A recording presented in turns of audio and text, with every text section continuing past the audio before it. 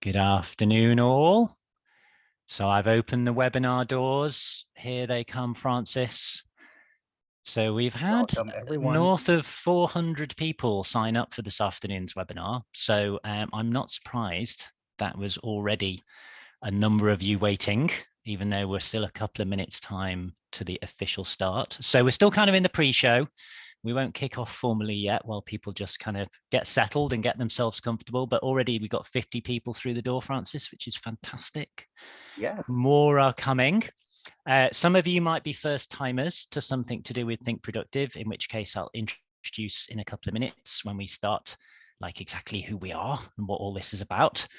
But some of you might be existing clients, previous workshop participants, in which case we always love to hear some of that. So while we're just waiting for people to gather, the first thing you can do to just warm up your Zoom skills this afternoon is head to the group chat and drop us a line and say hi and like, have we met before? And by we, I mean, have you and Think Productive met before? Or perhaps even have I personally met before, or maybe you've met Francis because you're one of our clients and Francis has supported you with setting up your training as well. So yeah, excellent. Thank you, Dennis. Good to see you back. I know that you're a regular on some of our stuff. Hi, Hannah from Loughborough. Good to see you from lots and lots of people. Susie, yes, I'm sorry about the beard. So those of you who've met me before will know that my habit for about the last 7 or 8 years is to spend 50% of the year with a massive beard, which is what matches my LinkedIn profile picture, and 50% in summer plumage mode, which is where we are at the moment. So good to see lots of people. Hey, good to see Naomi from Forestry England, one of my clients. Ray, I remember that name from a environment agency workshop a little while ago. We got Sam coming in from Queensland, Australia. That's fantastic. So it's not only Francis coming in from the Philippines, so we've got other further afield people from the Southern Hemisphere as well. We've got Deanne, new member of our team, joining as well, which is fantastic. Zoe from Exeter. So we're just going to give others literally 30 more seconds to join. And then we'll get going. But what I'd like, as well as you continuing to say hello, which is fantastic, is any early thoughts in the group chat about our topic for this afternoon. So it's productivity ninja style team comms. And particularly, I suspect we'll be thinking about that in the context of the remote and hybrid working world. So any thoughts on how that's been going for you, for good or ill, perhaps over the last couple of years? Get those going in the group chat, and then they'll give us some things to get our teeth into as we get going. So welcome to Haley, joining from Kent, first Think Productive webinar. Once you start, you won't be able to stop. You'll be signing up for all the future ones, Haley, and you'll be watching all the 20 free Ninja Skills taster sessions that are archived on YouTube as well. So fantastic. Let's get going. I see we've got people joining from Europe as well. So fantastically diverse and far afield group this afternoon. So here we go. We're only here for 45 minutes. So let's move it. So we are Think Productive for those of you who we have never met before. I'm one of Think Productive's productivity ninjas, which is actually what we call our trainers. I was lucky enough to work with a group in person yesterday, and when I handed over the business card, there was the usual giggle, but then the sort of sense of intrigue going, well, what's that about? And with me this afternoon is Francis, who's our head of client services and does all the amazing behind the scenes work that makes us ninjas look great and make sure that our clients have fantastic workshops as well. So you may well, if you worked with us before, have met Francis virtually as well. Now you get to meet him. I was going to say physically, but this isn't quite physically, is it? But it's one step up from emailing and voicemail messages and stuff like that. Yes, yes. And we're here together to bring you a little taster of our work. So what is our work? Well, we have been going for about 12 years now. We have teams in the UK, across Europe. We've got colleagues in Australia, New Zealand, and also in North America. And we work with organizations in all sorts of work sectors, across all sorts of professional roles and settings. And we basically help people with two things. Like one of them you've worked out is productivity. The clue's everywhere in the name of the company, our trainers, many of our workshops. But the other one we think is really, really important, and that's the well-being, the work-life balance, the self-care, and the care of others as well. So whatever we're doing with different groups, we're always interested, particularly in the interplay and the interrelationship between those two. And we've been busy for well over a decade helping people with that.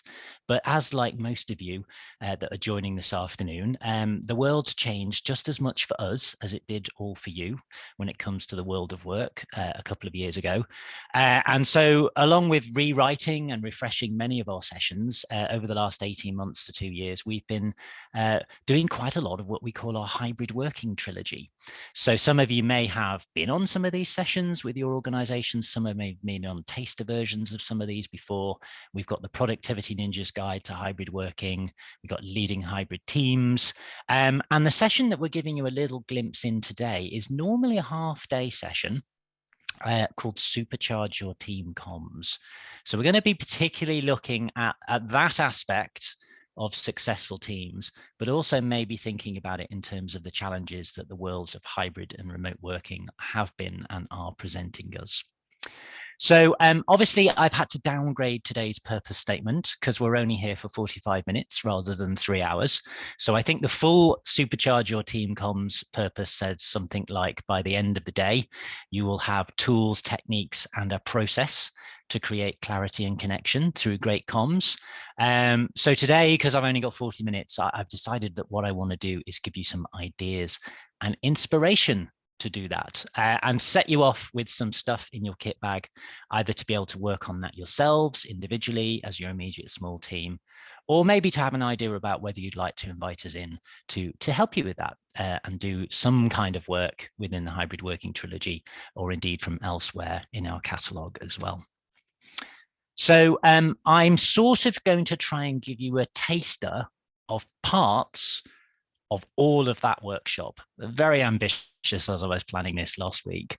So we're going to start off by thinking about why it's so important to have a focus on comms, like just happen automatically, and then sort of move into like maybe how we've needed to reposition, rethink, and replan our approaches, particularly over the last couple of years. I'm going to give some advice on how to set up a successful kind of comms plan and a set of comms tools for the modern remote and hybrid workplace. And then in a slightly more abbreviated form towards the end of our session today, I'm going to give you a glimpse on how either you or with our assistance, we could come in and help your team and facilitate you to actually work on a detailed comms manifesto and how you could actually roll that out within your organization as well. So hopefully you'll feel able and inspired to do that on your own, or if you'd like to know a little bit more about how we could assist with that, then we'll be good to go. So let's start with a focus on comms. We've got nearly 200 people in the room.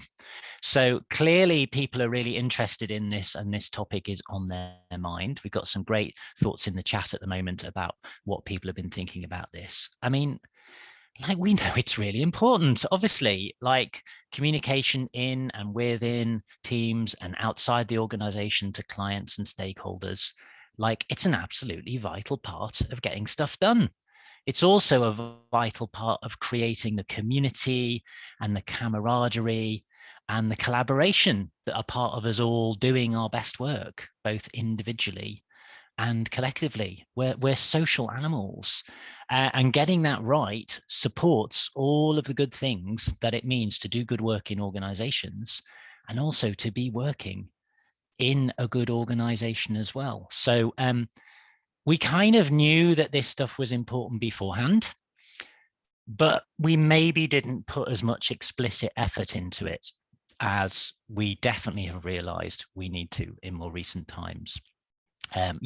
Communication was just us emailing each other, and it was phoning people, and it was going in and out of lots of meetings. And like maybe the role of a good communications culture and a good communication setup wasn't as obvious and explicit.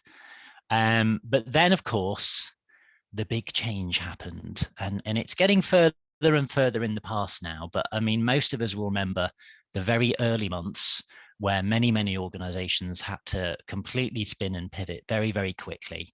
And we were suddenly working in different places, many of us, and we were working in very different ways. And we were working with very many different tools as well. And I spent most of 2020 for sure, and certainly even large parts of 2021, and still helping people through the massive hammer of Comm-Fusion that hit them in their organizations. So there was a huge proliferation of the number of different digital platforms and tools that are used. Some maybe had been in place before the big change, but maybe they were suddenly on fire at a rate and a level that they had never been before, as everybody was working remotely from home, hybrid. And they were joined by lots and lots of other friends, some of which were deployed quite quickly in an emergency way. And maybe we never really went back to actually have a deeper think about, like, now this looks like how it's going to be forever, how we were going to actually use them and use them well as well. So yeah, Dennis, you're exactly right. Like, we've got all these different tools in the mix. Maybe we need to go back and re-examine whether we've got the right tools, or certainly whether we're using the right tools for the right thing. Because this has been basically the message for the last couple of years, and still is in many places. There's like just a complete overwhelm and overload. We've kind of lost all the traditional ways that we used to do things when it comes to inside organization communication, and we still haven't really bedded down our best approaches when it comes to this new way of doing it, because this new way of doing it isn't going to go away now. I think everybody's finally agreed on that. Like, this is it now for the long term. So what I'd love to do, and there's some great stuff coming in the chat, but I'll be able to put my eyes on it a little bit more, is just kind of get a little bit of a feedback in the group chat about how this has been for you, particularly over the last 2 years, what the arrival of Comm-Fusion was like, how you've been coping with it. I've noticed I've given you point 1 there. What do you actually like, though?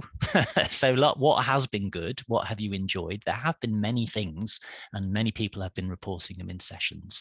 But like, where's the pain point? Like, what are you spotting that's tricky or difficult or getting in the way? Or what are you worried about, and what you would like to change as well? So we'll just wait for things to come in.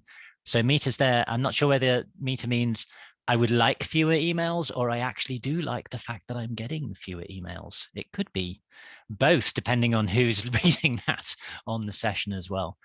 Jane there, like, yes, it's been such an amazing change, hasn't it? An online meeting seemed incredibly novel still in most organizations, and now it's actually the default. It's completely reversed our situation. Mark there, too many channels, fear of missing something. There's just so many things to keep track of. Belinda there, it's too easy to put big meetings in, and you don't definitely need all of them. Vicky there saying that actually, yes, many of us are experiencing that email overload. But Colin's saying in return, we get back less travel time. So there's been a whole kind of like pros and cons of the hybrid working. Some of you might have been on one of our previous Ninja Skills tasters a few months ago that I highlighted, that I hosted on hybrid working as well. Francis, you've come back on camera. I didn't know whether you wanted to draw our attention to something from the chat in particular. No, it's just an additional one where we see there's more collaborative work going on other than the ones that we usually see in meetings. So they see that these tools are actually helping them. Yes. In some way. But for others, actually, a majority of people that we see in the chat, they're kind of overwhelmed with with either the amount of interaction that they're getting through the tools, or even the number of tools that they are currently using, because there's just so many. Yeah, absolutely. A really good summary. And of course, in the full workshop, we would do a lot more exploring of those issues to kind of take stock with an individual team about how they'd found it and how it was going. But feel free to still add things into the chat. So although there are the great things, and we've got the glimpse of the things that we like and that we want to hold on to and refine, many of us are experiencing struggling brains. And we've reached an interesting tipping point where what the tech can do has actually got better than what our brains can actually deal with. So now it's actually rather than the tech trying to catch up with our brains, it's often our brains trying to catch up with the tech as well. So this is really a period where people are looking to kind of adjust, to set the course again, to actually find a way to grab all of the good stuff, to make all of this remote and electronic and still the normal physical team collaboration and communication better, and to actually allow us to do the great things that we do, and to kind of settle into this way of working in the long term. So that's the kind of thing that we're hoping that you'll be able to reflect on in this session, come out with some ideas from, and then be able to explore some more of the resources that I'm going to point you towards in the rest of the session. So one of the things I've noticed particularly as more communication has kind of moved into text format. So it used to be just like emails and occasionally SMS messages. But now it's also WhatsApps and Yammers and Slacks and Teams chats and all that kind of stuff. Is that a lot more of our communication involves crafting text, and like we're not always as good as that as we would like. And then where we put that communication in the right channel isn't always as well thought out as we would like as well. But getting that stuff right is really, really important. And we know that because we see it when we get stuff wrong. Good communication across and within teams is just really so important in terms of unleashing what that team can actually do. My colleague Grace did another of these Ninja Skills Tasters a couple of weeks ago on building trust in teams, and comms was kind of like the top thing when it comes to building trust in teams. I'm gonna have a look back on the chat so see if people were reacting to some of the things that we're doing there. Yeah, people talking about moving some of that traffic from email onto the other text type platforms, the Teams messaging. Yes, I do love the reaction emojis in Teams chats. So one of the things that Zoom webinar could really upskill itself with compared to Teams webinars is the fact that you could reaction emoji to other people's chats messages. Victoria there saying, I hate getting work communication via WhatsApp as it makes it hard to leave my phone alone. So yeah, we've got those insights there with the kind of the sort of eroding of the boundaries and borders between on duty and off duty. The use of voice notes is also a positive option. So I think I saw that my colleague Elena is on the session today. Elena has a wonderful practice of using voice notes to communicate with us as team members. They're always a joy to receive because they're always like really efficient in terms of passing over nuanced information. So sometimes they'll come as WhatsApp voice messages.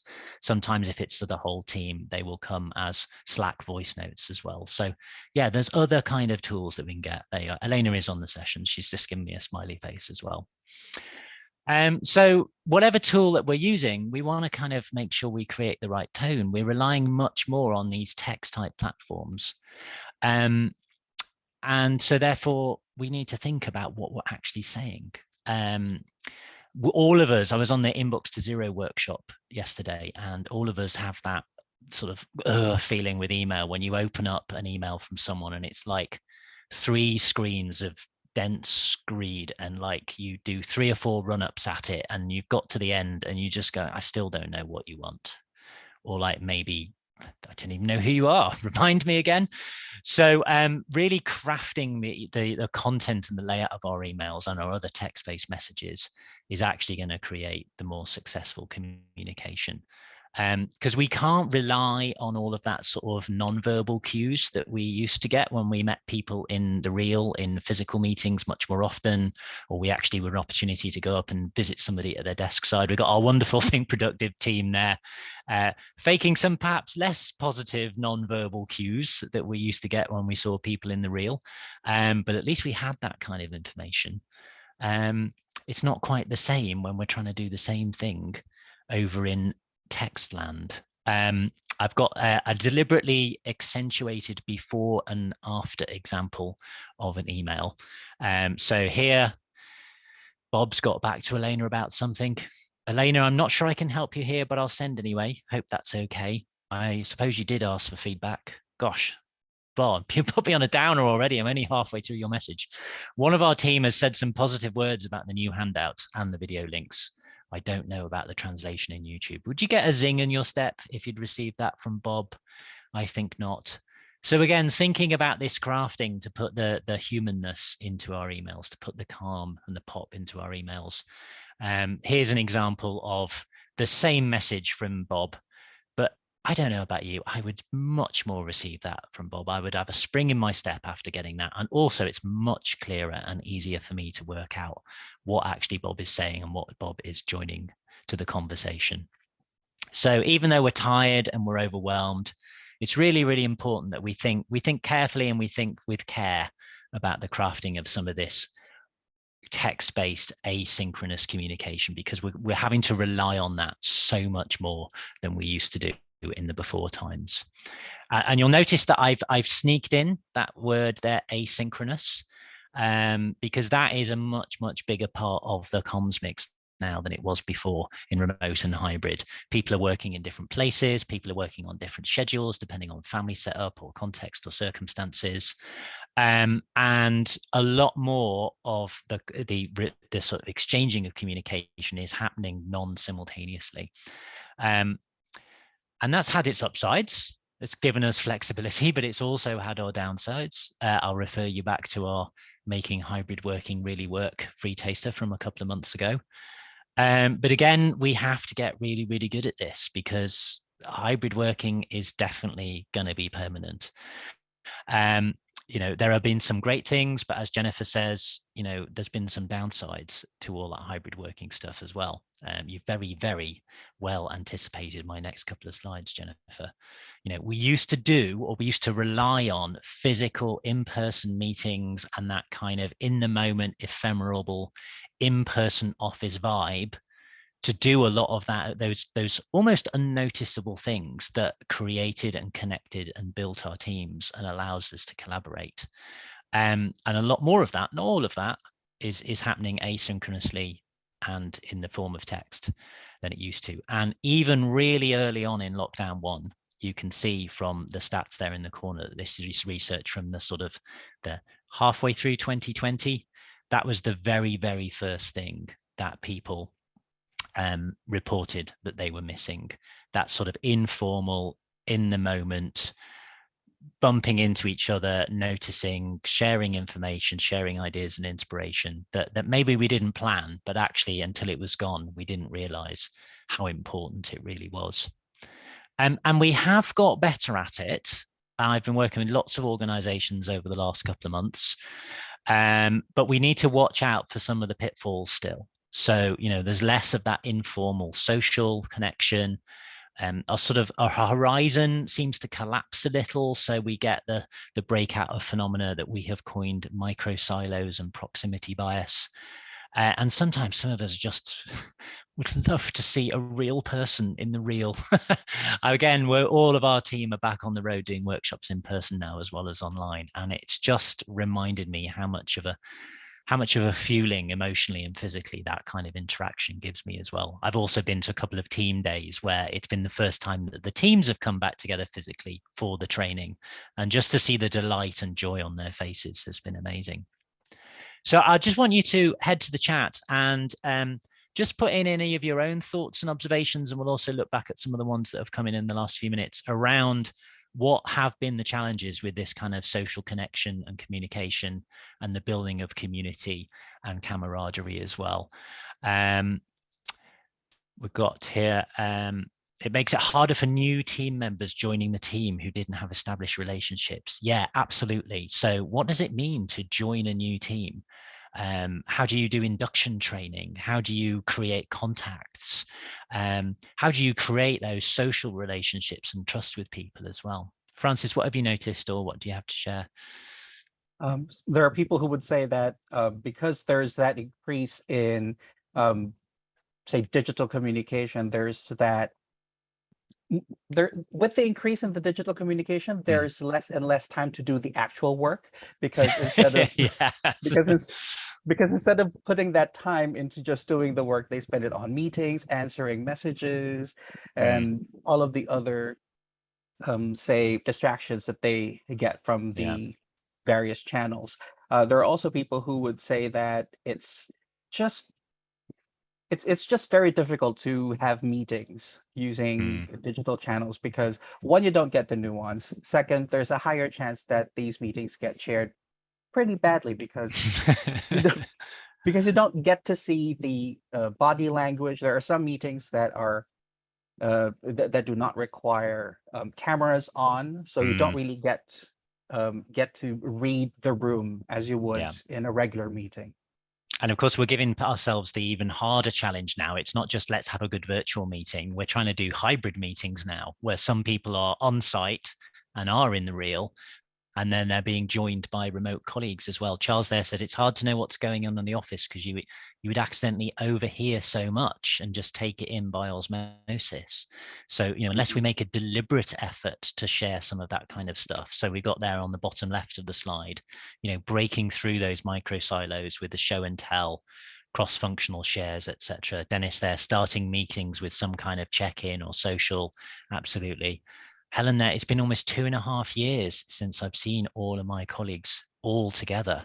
So yeah, what does that do to a team? So we need to get much more deliberate. And this is part of where we're moving to in the latter part of the workshop. We move much more deliberate about having a comms plan and a comms approach that not only just allows us to transact the work, we were used to that. We used to fling emails and messages at each other to do that. But having a comms approach that allows us to do some of this cultural stuff as well. And there are so many wonderful connections here that I could point you to on other tasters that are recorded too on our YouTube channel. We'll share the link to all of those towards the end of the session. But tasters we've done around things like building a culture of trust, kindness at work, successful hybrid working, delegating and leading remotely. Lots of good stuff there as well. And Dennis, you've given us another lovely clue to where we're going next, which is like, find out what would work with your team. Dennis isn't one of our stooges though. He's just a friend and a fan. So I haven't fed him lines throughout the whole of this workshop. So we've got about 15 minutes left, and then I'll need to be sort of wrapping up the workshop because we are advertised for a 45-minute duration today. So what I want to do is just give you some other little sketch ideas into what you could do if you would like to do some deliberate work on this. And this is also a kind of a taster into the process of our full Supercharge Your Team Comms workshop. So the first thing we invite teams to do is do what we call a comms audit, which is really just to pause and breathe and take stock and say, right, what are we using and what have we got in play and what's working well for what, and perhaps what isn't working quite so well as well. So again, it would be really nice if you kind of just head to the chat and put in the name of one of the tools that you've got in play or one of the techniques that you've got in play as part of your team comms, and maybe give me an observation as to like what that's good for or how it's working well. Or maybe give us an observation around where it's not quite so good or not quite the most appropriate choice, or where you see that there's a real problem or a real vulnerability as well. Meanwhile, I'll see what's come in. So Claire, hybrid working has led to a huge gulf in terms of those who are in the office and those who want to stay at home. So yeah, we've got a kind of split culture now. So we need to make sure to kind of look at the join between those two as well. Rachel, it's much harder to build or receive rounded feedback. You only see snapshots of people work, sort of like glimpses into their life rather than the sort of more continuous experiences of life as well. Joe's there saying we have a weekly bulletin via email and it just doesn't get to people who are out and about on the front line. That's a really good so that's the kind of observation we would then work on in the full workshop, which is that we thought this would be the fix, but it's not quite fixing it for everyone. Dennis there, for virtual meetings can be great, but just don't make people sit through the whole of it if it's not relevant to them. So have agenda design that allows people to sort of dip in and out. Virtual meeting, Nathan there, weekly huddle with team and wider stakeholders. That's a really interesting people. So inviting a wider group than just your own internal colleagues as well. Kay's there, so part of their audit would be things like Slack, positive for quick messages to team member, but there's a danger that if you don't have good inside Slack protocols, things can get lost in the channels and the alerts as well. So yeah, even within one tool, you have to have some good working principles and approaches as well. So excellent there. A little bit of a great taster into the kind of things that would come out from a comms audit. So go through one by one, think about which tools you're using, think about what they're good for, what they're not so good for, what's working well, and what's not working well. And then the other thing we tend to challenge teams to try and do is say, what could you get rid of? So there was an over proliferation of tools because we kind of had an emergency response at the start of lockdown and we deployed a load of stuff. But maybe we need to loop back and say, do you know what? Could we thin this out? Could we simplify a bit? Could we retire things? Do we need Slack and Teams? Do we need to have SMSs and WhatsApp groups? Do we need to reduce the number of WhatsApp groups? Do we need to have Teams and Yammer? Okay, I'm not saying which out of all of those should win over the others, but some level of simplification. A lot of people are saying get rid of emails, I think. I don't know how realistic that is. Gosh, what a wonderful world it would be.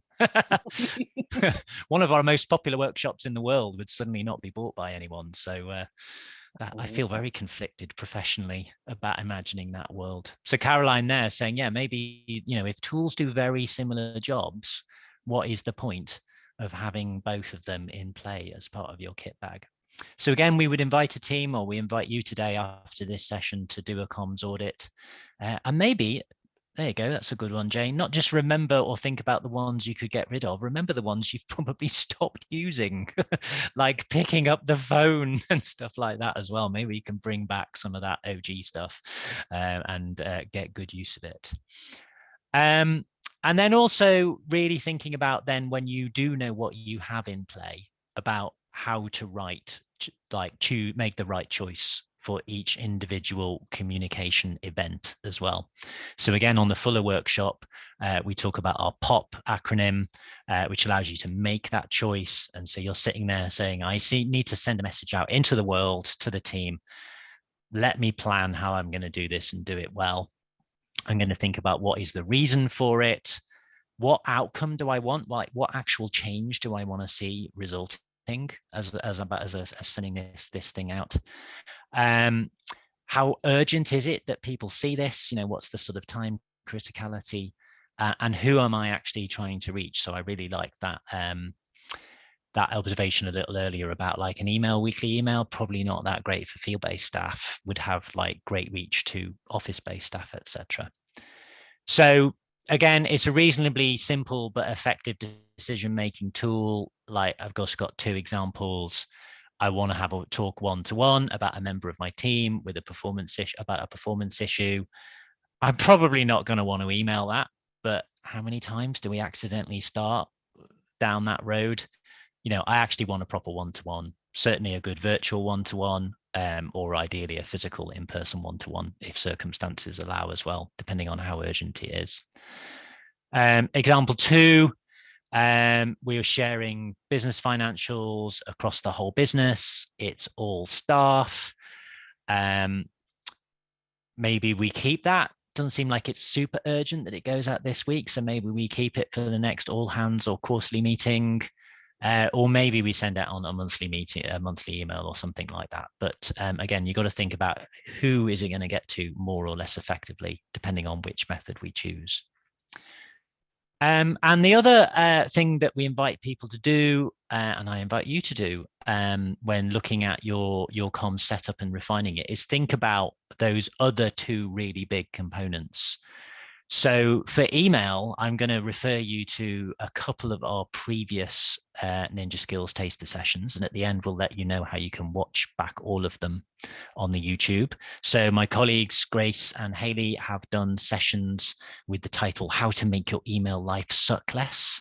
We've also had sessions like Avoiding an Always On Workplace Culture. So if you're thinking email is the bit of your comms plan that's a little bit more balked than everything else, then you can go and have a look at those two sessions. They're similar in format to today's, about 45 minutes of content. Or maybe you're going, okay, the bit we still haven't really got a handle on is the meetings.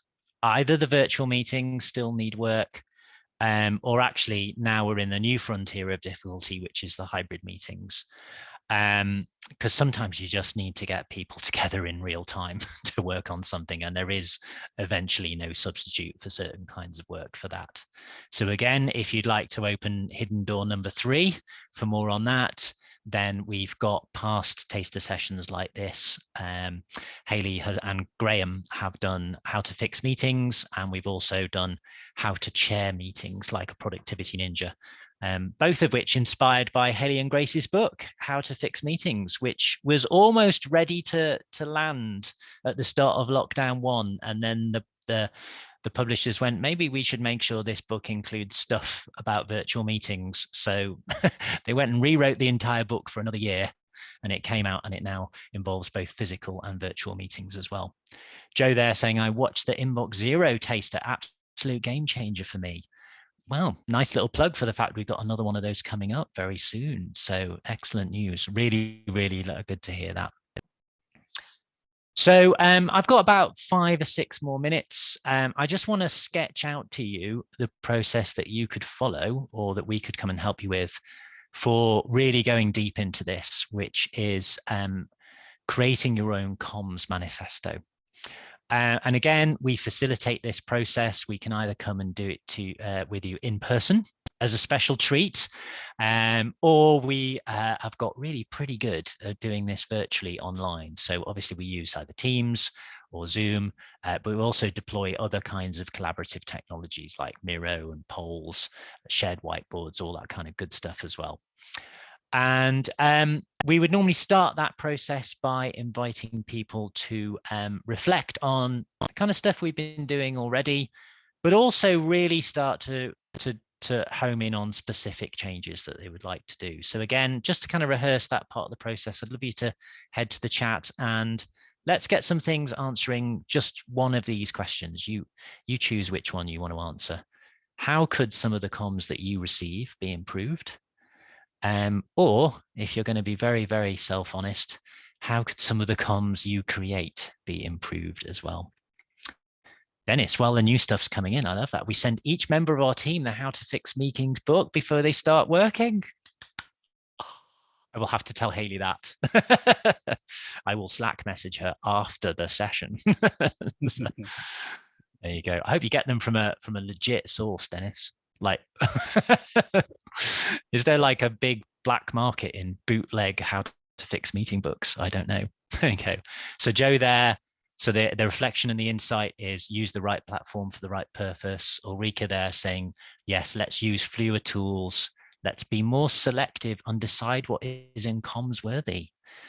Eva there saying we'd want to work on tone. Kate giving clear deadlines on tasks I send or receive. Excellent. Yeah, all the communication is usually about eventually making some things happen. So we should probably be good with that. Rosanna agrees there. Clearer calls to action. Jennifer, stop sending a one-word thanks in email. Oh, yeah. It's worse than that, Jennifer, isn't it? It's just like, have you got that thing? Oh, no, I'm out at the moment. I'll get it for you later. It's like, okay, no problems. Here it is. Thanks. You're welcome. Love it. It's like, no, shut up. Like sometimes we can be confident that we all love each other, and silence is a fine and cherishing and productive response as well. And it's all good. A couple more. I'm going to start using voice notes via Teams, Loom videos as well. Elena, I'm also a fan. It's always a special treat when you drop a Loom video on us. I always know it's going to be something important, lovely, or both. So I even know something about the content of the communication, like by which method you've chosen to send it to us as well. So we would invite people to do that kind of reflection that we've talked about, and then we would move them through the process. And you can do this too. You can watch this video on the recording and pause it at each section. We would then invite them to start working on the comms manifesto in 2 parts. So the first part is kind of generating and agreeing on some general principles. So we would call that comms values. And it's sort of going to be something that the team wants to do or commit to or use as a guiding principle that overarches across more than one of the tools that they're using. So it might be things around availability or response time or expectations. It might be different kind of rules around how things work for internal audience versus external. It might be how we embody and demonstrate our cultural values in how we approach comms. So some of them can be quite generic. but some of them can also be really, really important as well. At the end of the session, we'll share with you our Think Productive How We Work Manifesto, which is our own document, our own statement to ourselves about how we do this stuff. But we've gone into quite a lot of detail about our comms values for this kind of thing. I'll give you a few little flavors of some of the things that are part of our comms values. So again, I would just love you if you could maybe put one thing in the chat that would represent some kind of statement of a comms value, that if your own team was doing a comms manifesto exercise, what would you like to see that would appear on it? I think, Elena, you should get some kind of kickback from Loom, because you've obviously sent like a load of eyeballs their way towards their app or service. Get them signed up on the free plan. So there you go. So yeah, Dennis, ask yourself, do you really need to send this message? Yeah, let's design out some of the overwhelm at the start. So like, communicate with intent and with purpose. But that also doesn't mean that you can't be silent. You can't say anything that maybe has more social or community value as well. Helen there, CC in less people.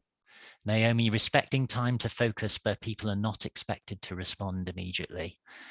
Yeah, this whole kind of, it's been interesting in lockdown, like in some ways, the sort of expectation that people will always be available and will respond instantly has been even slightly exacerbated to what it was before. Don't reply all in email, says Jennifer. Yeah, and you could kind of do that the same in other tools, which is like, put the right thing in the right channel on the Slack or Teams so that only the people who actually need to see that will see it or get a notification, rather than bombarding everyone else. So somebody's just said, that's a nice one, Rosanna. So I have to actually go and scroll back up and see what that was. As Rosanna's been one of our friends for almost since the very start of Think Productive. If I was in the office next door, would you pop in to see me? If so, don't send me an email or give me a call. Yes, like act a little bit like you used to act in the before times as well. So comms values would be the kind of thing that we would ask people to work on. And then the next thing that we would do is we would invite people to press a little bit further on some of their principles for working with individual tools. And we call these tools guidelines. And again, you can work with your own team to generate some of this stuff, or we can come in and help you to do it. And normally we come out with some really good deep stuff, like specific rules of engagement or specific guidelines about how each of the tools in the mix are going to be used. And again, I think this is probably the last time we'll do some kind of big squirrel in the chat. But if you've got a particular guideline or tip that would apply to a single tool, just put the name of the tool and then give us your little tip, and that would give us a flavor of the kind of things that people would put into a comms manifesto tools guidelines section. And again, I'll give you a little snippet of the kind of thing that we've got on our own Think Productive approach to this kind of stuff as well. So we're talking about the sort of differences between what we phone for and what we email for and all that kind of good stuff. I haven't fed Dennis any lines for this section, but he will save us. He always does. So set rules in your email inbox for CC messages to junk. Yeah, so like, getting the team actually upskilled on all the ways that the email machine can actually help rather than hinder us as well, because sometimes email is the thing that actually most gets in the way of our attention and productivity as well. So I'll flip back to the example there. We've seen the team there go through their thoughts on email, phone call, SMS messaging, instant chat in whatever platform they're using. Because, a lot of us have still got those IM clients in the corner of our monitor, not just the Teams and Slack platforms as well. But the team's also talking there about what they do in shared drives, how they do share files, and like what they deliberately choose to consciously come together purposefully for in purpose to actually get that kind of work done. So we would work with the team to kind of develop some of that stuff, but then we would, as a final kind of gift to them, we would invite them, and I invite you to say, that's great. You might create all of these ideas. You might even get agreement in the room on the day, but how are you going to actually make sure it's sticks, how you're going to roll it out. So again, in the latter part of the session, and if you're attempting this on your own, you really want to think about how you're going to document this stuff, how you're going to share it, how you're going to cascade it, maybe to the whole organization if you used a cross sampling or a set of representatives in order to come up with the ideas in the agreement. How you're going to constantly revisit and refresh your commitment to this stuff, and how you're actually going to make it become a permanent part of the organizational culture as well. So you do have to do that part of the process. Otherwise, just coming together for a facilitated session to come up with the ideas won't actually create the the permanent change that you're looking for. So we are 2 minutes before our advertised time. Any of you who've been on Think Productive workshops know that one of our rules is that we always finish on time. So we are going to wrap up in a second, but traditionally we're happy to stay around for 5 or 6, 10 minutes of after show if people have got Q&A or discussions or things that they want to bring to the conversation afterwards, if they want to stay on. I probably can't stay on more past 3 o'clock though, because I've got small people arriving home at some point. So there was our kind of rejigged purpose for the day. You might want to watch this one back in slower speed on the YouTube recording, which will drop within about 24, 36 hours. We wanted to give you some ideas and inspiration about how you could go around upskilling and improving your team comms plan, getting some really good clarity and communication. We've got some resources for you. One of the things that you can already do if you wish to is you can save the chat. Also, I've mentioned along the way some of the other previous free taster sessions that we have done, and I have included a link to that, which I've just dropped in the chat. You can watch all 20 of the past ones. And I've also put a link to our own internal, and it's in the public domain as well. It's on our website if you go look for it, our own internal Think Productive, How We Work manifesto. And that actually covers all of the stuff in terms of how we approach this comm stuff, but also a lot more about our wider culture and approaches to work and well-being as well. So just a reminder about what you've been here for. We have given you a little taster of our Supercharge Your Team Comms, of our Supercharge Your Team's Comms session.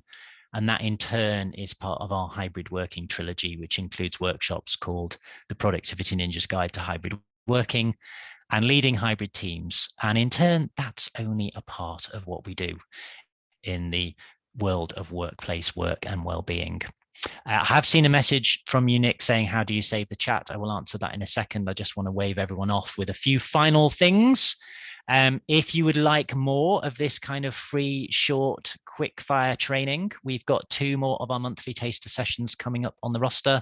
So we are having a repeat of our exceedingly popular, the last time we did it, how to make your email life suck less. And that is next month's. And then if you want to sign up for the following month's one, we have got Prioritize Like a Productivity Ninja. Those are both free. If you are willing to invest a medium amount, then we have a public workshop happening next week. You can buy individual tickets for a very competitive price. And that is our 90-minute full proper training session, the email survival guide. And that's a sort of version of our Getting Your Inbox to Zero training that's accessible to the general public and to larger groups as well.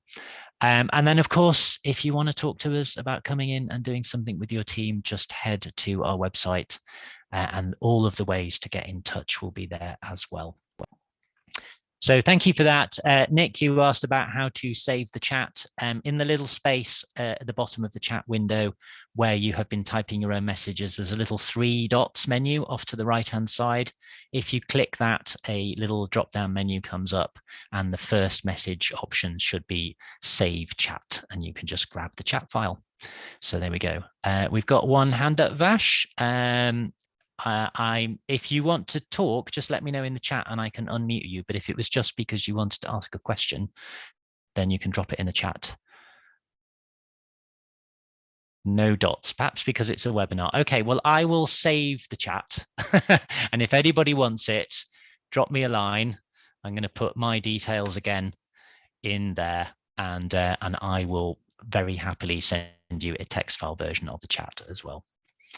So that's it. That's our formal business done. If you need to go off because you've got an appointment with the kettle or the biscuit barrel, or you've got another Zoom, then we're so pleased that you joined us. But if not, I'll hang around until everyone gets bored and drifts off, or it's 3 o'clock and my teenager's about to burst through the front door, which she always does very, very loudly. But there you go. Excellent. Thank you all. Fastest 45 minutes ever, says Vicky. Yes. Could you imagine my challenge last week when I had to sit down and go, how can I give a genuine insight into a half-day workshop in 3 hours while still giving something useful on the day? Hannah's also got teen people arriving home soon. Yes. We're 2 years into this. You'd think they'd still remember that adults can occasionally be on Zoom calls when they burst into the house as well. Kazim, can you explain what proximity bias is? Oh, yes. Good call. So back in the day, there would be people we would see every day when we went into work, and then would be people we would see most days, and then there would be people we would see only occasionally, and then the people we would see once in a blue moon. But your mental map of the organization was built around the frequency and the quality of the contact that you had with different people. And sometimes those didn't have to be the people that you actually worked with. You might like go into the office and like you might walk through the finance department on the way to where your little team's desk plan is, but like you'd see people and you'd wave and you'd say hi, and you would have a relationship with those people because of that contact. Suddenly we collapse to remote and hybrid, and maybe you see those people very differently, or not at all, or less often. And so the sort of the social web of your organization has suddenly been molded and collapsed, and maybe we feel that we can only maintain that kind of really close social relationship with those that are most close to us as well. So things like the team show and tell and the cross-functional presentations and the divisional socials and all that kind of stuff are sort of ways of counteracting as an antidote to that as well. Elena's given herself a plug there in the chat. You're also very welcome to find me on LinkedIn as well. I think I am the only Lee Cossier in the world on LinkedIn, so you can come and say hi as well. Oh, Elena's put the link in. There you go. Thank you very much. I'm not going to get into some kind of competition with you, Elena, who gets the most invitation requests over the next 3 hours. I don't work like that. It's on, she says. All right, there you go. Francis, have I missed any questions or any requests for further help or advice in the chat? I'm going to make sure I take a save of the chat in a minute. And again, if anyone wants it, just drop me a line and I'll send it out to whoever's asked for it in a few days' time. No, we've still got 47 people lurking, Francis. So I don't know if they're just waiting to see whether someone else asks something or whether or not they're generally interested. Just lurking, no problem at all. Francis, what's your thoughts? Because of course we're in different time zones. I didn't actually explain that to people at the day. I think it was really nice to have us as a pair on the session today because what are we, 10 hours apart? Or is it less than that at this time of year? This time of year, it's about 8 hours apart.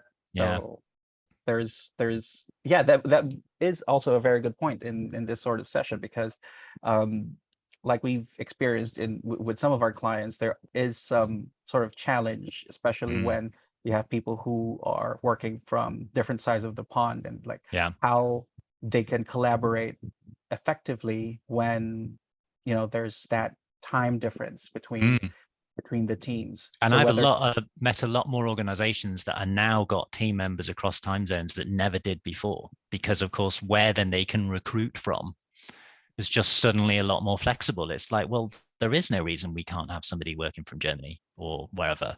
So like even people across there aren't used to it. But Hannah's there saying like it can be challenging, particularly about if you want synchronous communication, like where to plot it. But I was thinking about our relationship, like we have never met in person. And you've been with us, we've been with us a couple of years now. Like, but we have a relationship, we have a connection, we have a friendship, but we've had to establish that in this kind of thing and in Slack. And it's like, that is a skill in itself as well. And we are as much colleagues involved in the day-to-day business and hubbub of what Think Productive does, even though we are tens of thousands of miles apart. So I'm welling up. I was about to go to the bigger umbrella of Think Productive, how we have the Asia Pacific group, and then we have our North American group, and how despite the distance and the time difference, we still find time within our year to kind of get together. Yeah. We've got another all hands meeting coming up quite soon, actually. I saw it in my calendar. So yeah, we don't do them as frequently as other kinds of regional or in-country gatherings, obviously, but there is a need to maintain that worldwide community of the different operations of Think Productive in their different markets as well, not just to kind of, share expertise and share knowledge and cross-pollinate clients and all that kind of good business stuff, but it's just gives you that sense of being part of a wider thing, within the individual countries. We're reasonably modestly sized SME businesses, but as a whole worldwide operation for a training company, we're actually quite big. So it's good stuff. There are still lurkers. Elena, I'm going to allow you to talk. I'm not going to insist that you come on camera because I gave you no warning that I might put you on camera at any point. But what were you thinking about while we still have lurkers whilst all that was going on? You put me on the spot now. Give us a plug for Loom. Go on. That's all you need to do. Sell more Loom subscriptions. I just really love Loom because you can record yourself really easily, but then it's people can comment on it and you can start a conversation on it, and you send the link and it doesn't take up space. And I know you can send videos on Slack now as well, which I've been using. But yeah, it's just feels more human, doesn't it, to have someone sending a message with their face and watching them speak. It just seems more. It just sort of levels up the texture and context. Graham as well. Yes, colleague Graham Alcott uses the WhatsApp. I would say whenever I WhatsApp Graham, which is reasonably rare, it's probably I would only send him a message like once a month or something. 9 times out of 10, his reply will be by a voice note, because he just really enjoys working in that way, and he can pack a lot of information with a lot of nuance and a lot of tone in a reply, rather than replying on a small device and stuff like that as well. Yeah, I do use voice notes a lot, but I guess the only challenge there is if you've got some important information buried within the audio. Yes. But you have to say, listen to the end, it's important. I mean, like if you're searching back for information, you're like wondering, where did I hear about this? Was it on email? And that's another thing. I mean, that has actually come up in a manifesto building session that we've talked about, which is like, it's great for sending out the news and adding tone, but it's sort of a little bit locked in, because even like a voice note on Slack, unless you put a description on that post about what that voice note was about, you wouldn't find it again in terms of some of that important content. So yeah, there you go. Well, we have 14 people left. I think probably what we'll do is that we will say that if nobody has stuck their hand up in the next minute, we will wrap it up there. And if you're watching this back on the YouTube recording and you stayed all the way to the end, then props to you as well, because you must have been wondering whether you'd miss anything right at the finish as well. And you YouTube recording watchback people as well, please do head to thinkproductive.co.uk, because you wouldn't have necessarily been able to see all of the group chat messages. thinkproductive.co.uk, and there you can find out all about the free taster sessions, these ninja skills sessions every month. You can find out about our public access workshops that we run throughout the year online and sometimes in person as well. And you can, of course, find out a little bit more about everything else we do and how we could come and help you and your team with this and many more things in the world of work and well-being. So there we go. That's it. I think we shall sign out for the day, shall we, everybody? Thanks for joining us, and we'll see you again soon, maybe. Thanks, Bye. Bye.